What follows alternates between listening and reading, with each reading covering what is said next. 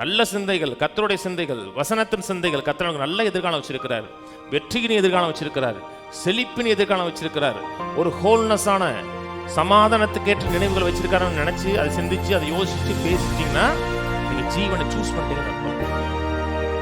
ஒவ்வொரு முறையும் கர்த்தர் நல்லவர், எனக்காக வைத்திருக்க திட்டங்கள் நல்லதுன்னு நினைச்சீங்கன்னா நீங்க நன்மையை தெரிந்தெடுத்திருக்கிறீர்கள். இது 146:5. யாக்கோபின் தேவனை தன் துணையாக கொண்டிருந்து தன் தேவனாய கர்த்தர் மேல் நம்பிக்கையை வைக்கிறவன் பாக்கியவான். யாக்கோபின் தேவனை தன் துணையாக வைத்து தன் தேவனாய கர்த்தர் மேல் நம்பிக்கை வைக்கிறவன் பாக்கியவான். பாக்கியவானா ஹாப்பி இஸ் த மேன் இருக்கும் ஆங்கில பைபிளில். அவன் மகிழ்ச்சியான மனுஷன். கர்த்தர் மேல் நம்பிக்கை இருக்கிறது, ஒரு எதிர்காலம் இருக்குன்னு நினச்சேன். அந்த மனுஷன் சந்தோஷமாக இருப்பான். சந்தோஷமாக உணர்வான்னு சொல்லலை. சந்தோஷம் வேற, மகிழ்ச்சி வேற. மகிழ்ச்சிங்கிறது சூழ்நிலைகளை சார்ந்தது, சந்தோஷங்கிறது தீர்மானத்தை சார்ந்தது, நான் எடுக்கிற டிசிஷனை சார்ந்தது. ஆண்டவர் சொன்னார் இல்லையா, இதை உனக்கு முன்பாக ஆசீர்வாதத்தையும் சாபத்தையும் ஜீவனையும் மரணத்தை வைத்திருக்கிறேன், நீ ஜீவனை சூஸ் பண்ணுனார். உணர்ந்தா சூஸ் பண்ணுன்னு சொல்லலை, ஜீவனை சூஸ் பண்ணி எப்படி உணர்ந்தாலும் ஜீவனை சூஸ் பண்ணுங்கிறார். எப்படி ஜீவனை சூஸ் பண்ணுறோம், எப்படி மரணத்தை சூஸ் பண்ணுறோம்? தெரிந்தெடுக்கிறோம், கேட்குறோம்.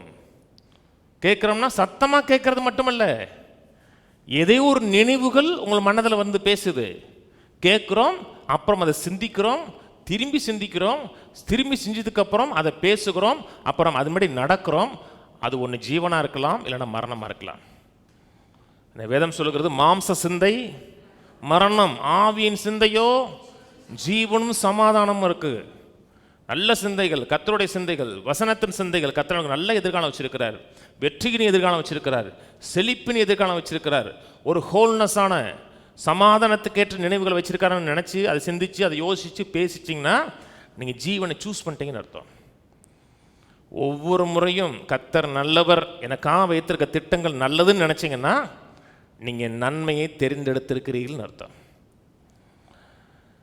கர்த்தர் நம்ம நேசிக்கிறாருங்க. பிள்ளைகளை குறித்து திட்டம் போடுறோம், போடலையா? போடுறோமா இல்லையா? பிள்ளைகளுக்கு இதை செய்யணும், அதை செய்யணும், இப்படி இருக்கணும், அப்படி இருக்குன்னு பிளான் பண்ணுறோம். எது அடிப்படையில் பிளான் பண்ணுறோம்? அன்பின் அடிப்படையில். ஒவ்வொரு பிள்ளைகளை குறித்து தகப்பன்மார் வைத்திருக்கிற நினைவுகள் நல்ல நினைவுகள். ஏன் வச்சுருக்காங்க? அன்பின் அடிப்படையில். கர்த்தர் நமக்காக பிளான் பண்ணியிருக்கிறாரா? நோக்கம் வச்சிருக்கிறாரா? எதன் அடிப்படையில்? நம்ம மேல் வைத்திருக்க அன்பின் அடிப்படையில். தேவன் நம்ம வைத்திருக்க திட்டம், நோக்கம் என்பது தான் நேசிக்கிற பிள்ளைகளுக்கு தன்னுடைய அன்பின் நிமித்தம் போட்ட மகிமையின் திட்டங்கள். அவருடைய மகிமையை, அவருடைய நேச்சரை வெளிப்படுத்துவதற்காக போட்ட அன்பின் திட்டங்கள். இது அத்தனையும் நம்ம எவ்வளவு நேசிக்கிறார் அளவே கிடையாது. எவ்வளவு நேசிக்கிறார்னு கேட்டோம்னா இவ்வளவா நேசிக்கிறேன்னு சொல்லி 2 கையை விரிச்சு காமிச்சார், இன்ஃபினைட்டா சொன்னார். அப்போ நம்மை குறித்த அவருடைய நினைவுகள் என்னது? இன்ஃபினைட்டு. இன்ஃபினைட்னா அளவே கிடையாது, அவ்வளவு நினைவுகள். அதனால தான் சொல்றார், பூமிக்கு வானம் எவ்வளோ உயரமோ அவ்வளோ உயரமாக உன்னை குறித்த நினைவுகள் இருக்குனார். நினைவுகள் பெருசு, எண்ணங்கள் பெருசு, திட்டங்கள் பெருசு. அதனால தான் வேதம் சொல்லுகிறது, நீதிமானுடைய பாதை அதிகமாக பிரகாசிக்கும் சூரிய பிரகாசம் போல இருக்கும். இன்னைக்கு ஒரு லெவலில் இருக்கும், கொஞ்சம் லெவலில் இருக்கலாம், இன்னும் போக கொண்டு இருக்கு, இன்னும் போக கொண்டு இருக்கு. எது வரைக்கும்? இருளே இல்லாமல் முழு வெளிச்சம் வருகிற வரை.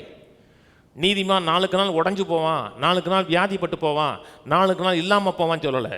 நீதிமான் நாளுக்கு நாள் விருத்தடைவான், நல்லா இருப்பான், சுகமாக இருப்பான், ஆரோக்கியமாக இருப்பான். அதான் நம்மை குறித்து தேவனுடைய நல்ல திட்டம்.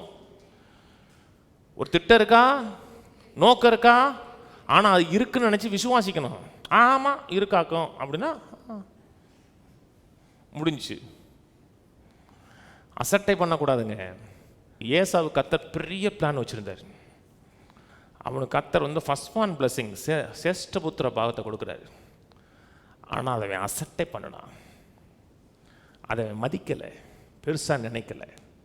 அசட்டை பண்ணுனா அவனுக்குள்ள அதை குறித்து பெரிய கசப்பு தான் இருந்துச்சு. கசப்பு இருந்ததுனால தேவன் அவனுக்கு வைத்திருந்த கிருபை இழந்து போனான் இருக்கு.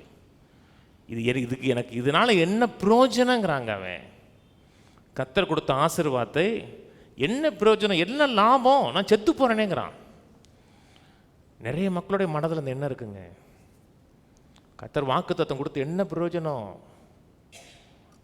என்ன லாபம்? நான் கஷ்டம்ல படுறேன்னா நீங்கள் வாக்குத்தத்தத்தை நம்ம அசட்டை பண்ணுகிறோம்னு அர்த்தம், டிஸ்பைஸ் பண்ணுறோம், மட்டமாக நினைக்கிறோம்னு அர்த்தம். எப்படி வந்துச்சு? மரணத்தை சூஸ் பண்ணியிருக்கிறோம். எப்படி வந்திருக்கு? எண்ணம். அப்புறம் அதை சிந்திக்கிறோம், அப்புறம் பேசுகிறோம். கடவுள் அறியாத மனுஷன் பாருங்க, எத்தனை முறை தோத்தா கூட மனதில் தோல்வி எடுக்க மாட்டாங்க. தோல்வி எடுக்காமல் இந்த முறை ஜெயிச்சிடலாம், இந்த முறை வேலை வந்துடலாம், நம்ம தோல்வி அடைய மாட்டோம், அப்படி பேசி பேசி பேசி கடவுளை அறியாத மனுஷன் ஜெயிச்சு வேலை வராங்க. நான் சொல்கிறது, கர்த்தரை அறிந்த மனுஷன் அவனுக்கு எந்த எண்ணமும் கிடையாது. அவனுக்கு இருக்கிறது வெறும் மனுஷியமான எண்ணம் மட்டும் இருக்கு. அது அடைச்சி மேலே அது பிரின்சிபல், அது பிரமாணம். ஆனால் தவறான எண்ணத்தை எடுத்து நம்மளாம் வாழ்ந்து என்ன பண்ண போகிறோம் அப்படி நினச்சிட்டோம்னா மரணம் உள்ள வேலை செய்ய ஆரம்பிச்சிடும். சொல்லுவான், நீ எல்லாம் வாழ்ந்து என்ன பண்ண போகிற, இருந்து என்ன பண்ண போகிற, நீ இருக்கிறதுனால யாருக்கு பிரயோஜனமா? யாருக்கு பிரயோஜனம்? யாருக்கு பிரயோஜனம்? குடும்பத்துக்கு பிரயோஜனமா? யாருக்கு? சும்மா தானே இருக்கேம்மா.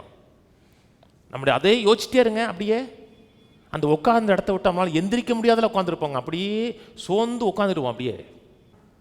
அப்போ தான் அந்த எண்ணத்தை உதறி தள்ளிட்டு வெளியே வரணும்.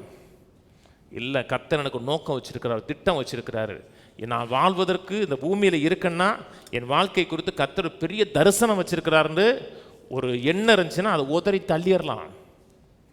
கையில் ஊதி சொல்லுவோம், நான் எதிர்காலத்தை குறித்து பயப்படவில்லை, கலங்கவில்லை.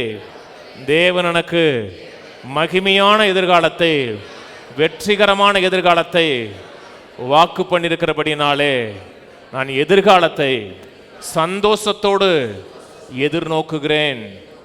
ஆமேன். உடனே அப்படியே வந்துட முடியாது. சினிமாவில் வரும்போது ஒரு பாட்டு ஆரம்பிக்கும் போது முடிஞ்சவொடனே பஸ் ஓனர் ஆயிடுவாங்க. அப்படி ஆக முடியாது. அவர் பஸ்ஸில் டிக்கெட் கிழிச்சிட்டு இருப்பார், முடிஞ்சவொடனே பஸ் ஓனர் அவர். அப்படி நடக்காது. அது ஒரு ப்ராசஸ்.